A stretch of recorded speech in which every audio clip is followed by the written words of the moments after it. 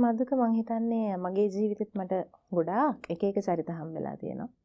ඉතින් මම අවසාන විග්‍රහයේදී තේරුම් ගත්ත එක තමයි මම ඉන්නවනේ. දැන් මේ මම කියන කෙනා හැමතිස්සෙම කැමති මම සතුටු වෙන්න. මට හරියනවා නම්, මට සල්ලි ලැබෙනවා නම්, මට ඉගෙන ගන්න පුළුවන් නම්, මගේ දරුවන්ට හරියනවා නම්.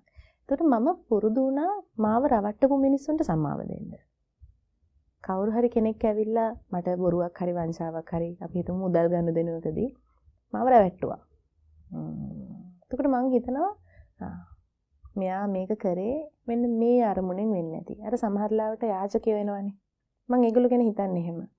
ඇවිල්ලා අපෙන් සල්ලි අරගෙන යනවා. මං අහලා තියෙන සමහර අය කියනවා ඔය සල්ලි ටික ගත්තේ මොණ්ඩ වෙන්නේ නැති.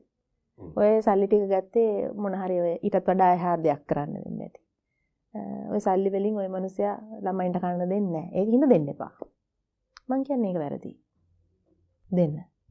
මගේ ජීවිතේ මාව රවට්ටපු, මගේ හිත රිද්දපු හැම මිනිස්සෙක්ම මං දකින්නේ යාචකෙක් විදියට. මගින් දෙයක් අරන් ගිය මිනිස්සෙක් විදියට. මං පෝසත්. ඒ හින්දා මං ඒගලන්ට සමාව දෙනවා.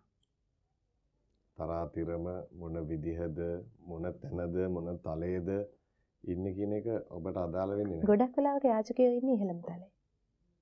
ඇයි එහෙම කියන්නේ? එහෙම තමයි. ඒක තමයි මේ සමාජය හැදිලා තියෙන විදිය. තව ටිකක් මට ඒක පොඩ්ඩක් පැහැදිලි කරන්න.